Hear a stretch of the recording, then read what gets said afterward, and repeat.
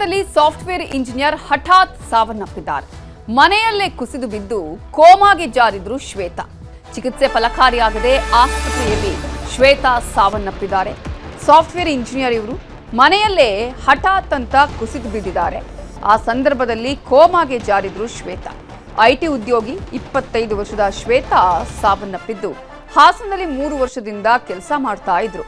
ಮೊನ್ನೆ ಕುಸಿದು ಬಿದ್ದಿದ್ದಾರೆ. ಆಗ ಮೆದುಳು ನಿಷ್ಕ್ರಿಯಗೊಂಡಿದೆ. ಚಿಕಿತ್ಸೆಗೆ ಕರೆದೊಯ್ಯುವ ವೇಳೆಯೇ ಕೋಮಾಗೆ ಜಾರಿದ್ದಾರೆ. ಮೆದುಳಿನಲ್ಲಿ ತೀವ್ರ ರಕ್ತಸ್ರಾವದಿಂದ ಸಾವನ್ನಪ್ಪಿದ್ದು ಬೇಲೂರು ತಾಲೂಕಿನ ಬಂಡಿಲಕ್ಕನಕೊಪ್ಪಲು ಗ್ರಾಮದ ಗಂಗಾಧರ್ ಸರೋಜಾ ದಂಪತಿಯ ಪುತ್ರಿ ಶ್ವೇತಾ. ಮಗಳ ಹಠಾತ್ ಸಾವಿನಿಂದ ಇದೀಗ ಈ ಇಡೀ ಕುಟುಂಬ ಕಂಗಾಲಾಗಿ ಹೋಗಿದೆ. ಕಾರಣ ಈಗಾಗಲೇ ಇಂಜಿನಿಯರಿಂಗ್ ಮಾಡ್ತಾ ಇದ್ರು, ಅಂದರೆ ಈಗಾಗಲೇ ತಾನು ಕೆಲಸ ಮಾಡ್ತಾ ಇದ್ರು, 3 ವರ್ಷದಿಂದ ಕೆಲಸ ಮಾಡ್ತಾ ಇದ್ದಂತಹ ಸಂದರ್ಭದಲ್ಲಿ ಯಾವುದೇ ರೀತಿಯಂತಹ ಸಮಸ್ಯೆ ಕೂಡ ಇರಲಿಲ್ಲ. ಆದರೆ ಹಠಾತ್ ಅಂತ ಮನೆಯಲ್ಲಿ ಕುಸಿದು ಬೀಳ್ತಾರೆ. ಇಮಿಡಿಯೇಟ್ ಆಗಿ ಆಕೆಯನ್ನ ಹಾಸ್ಪಿಟಲ್ಗೆ ಕರ್ಕೊಂಡು ಹೋಗುವ ಸಂದರ್ಭದಲ್ಲಿ ಮೆದುಳು ನಿಷ್ಕ್ರಿಯವಾಗಿರುತ್ತೆ. ಇದೇ ವಿಚಾರಕ್ಕೆ ಸಂಬಂಧಪಟ್ಟ ಹಾಗೆ ಇನ್ನಷ್ಟು ಡೀಟೇಲ್ಸ್ ಅನ್ನ ಕೊಡೋದಕ್ಕೆ ನಮ್ಮ ರಿಪೋರ್ಟರ್ ಕೃಷ್ಣಮೂರ್ತಿ ಫೋನ್ ಸಂಪರ್ಕದಲ್ಲಿ ಜಾಯ್ನ್ ಆಗಿದ್ದಾರೆ. ಕೃಷ್ಣಮೂರ್ತಿ, ಈ ಹಿಂದೆ ಏನಾದರೂ ಯಾವ ರೀತಿಯಾದರೂ ಇವರಿಗೆ ಒಂದಷ್ಟು ಸಿಂಪ್ಟಮ್ಸ್ ಕಾಣಿಸಿಕೊಂಡಿರೋದು ಅಥವಾ ಬೇರೆ ಏನಾದರೂ ಕಾಯಿಲೆಯ ಬಗ್ಗೆ ಇವರು ಯಾವತ್ತಾದ್ರೂ ಡಾಕ್ಟರ್ ಹತ್ರ ಹೋಗಿರೋದು ಇತ್ತ? ಹೇಗಾಯಿತು ಈ ಒಂದು ಸಾವು?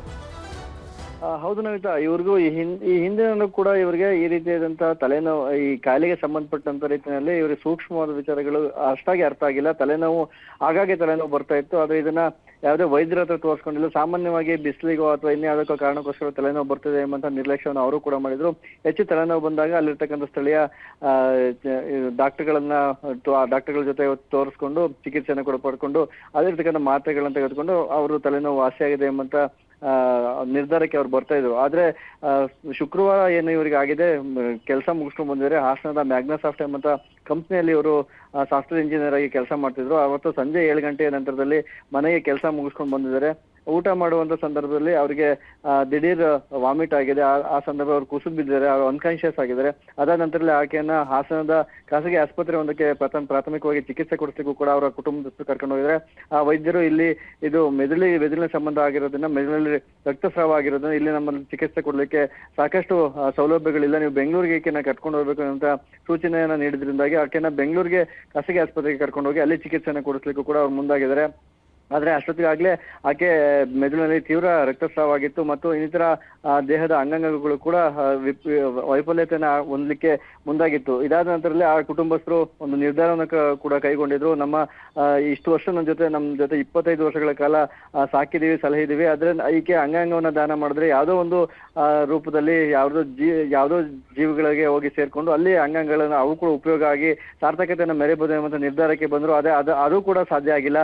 ವೈದ್ಯರು ಇನ್ನೇನು ಕೆಲವೇ ಕ್ಷಣಗಳಲ್ಲಿ ಆಕೆಯನ್ನ ಅಂಗಾಂಗಗಳನ್ನ ತೆಗೆದುಕೊಂಡು ಬೇರೆ ಜೀವಿಗಳಿಗೆ, ನಮ್ಮ ಮನುಷ್ಯರಿಗೆ ಹಾಕ್ಬೇಕು ಎಂಬಂತ ಸಂದರ್ಭಕ್ಕೆ ಆಕೆ ಮೆದುಳು ನಿಷ್ಕ್ರಿಯಗೊಂಡಿದ್ರಿಂದಾಗಿ ಈಕೆಯ ಅಂಗಾಂಗಗಳನ್ನು ಕೂಡ ತೆಗೆದುಕೊಳ್ಳಲಿಕ್ಕೆ ಸಾಧ್ಯ ಆಗಿಲ್ಲ. ಈಗ ಆಕೆಯ ಅಂತ್ಯ ಸಂಸ್ಕಾರವನ್ನ ಹಳೆಬೀಡು ಹೋಬಳಿನ ಬಂಡಿಕೊಪ್ಪಲು ಎಂಬಂತ ಗ್ರಾಮದಲ್ಲಿ ಇವತ್ತು ಆಕೆ ಅಂತ್ಯ ಸಂಸ್ಕಾರನೂ ಕೂಡ ನಡೆದಿದೆ. ಒಟ್ಟಾರೆಯಾಗಿ ಹಾಸನದ ಖಾಸಗಿ ಸಾಫ್ಟ್ವೇರ್ ಇಂಜಿನಿಯರ್ ಆಗಿ ಕೆಲಸ ಮಾಡ್ತಿದ್ದ ಈಕೆ ಸಾವನ್ನಪ್ಪಿರ್ತಕ್ಕಂಥದ್ದು ಆಕೆಯ ಕುಟುಂಬಸ್ಥರಿಗೆ ಬರಸಿಡಲು ಬರೆದಂತಾಗಿದೆ ನವಿತಾ.